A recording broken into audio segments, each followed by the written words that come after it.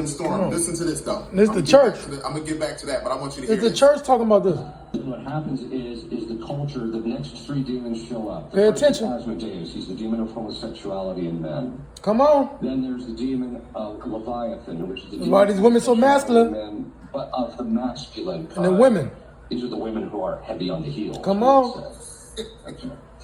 Then there why these women out here having sex with each other? Which is the more seductive form of female homosexuality.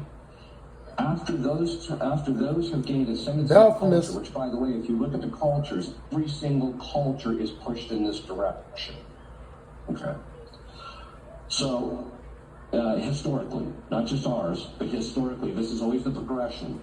Why don't you have fornication, you end up with contraception, and then the upshot of that is homosexuality and then abortion.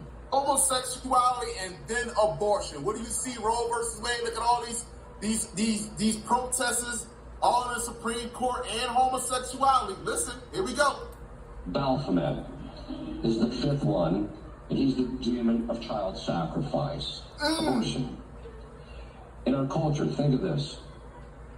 They shot down the fornication laws, and so they delivered us into the hands of Baal.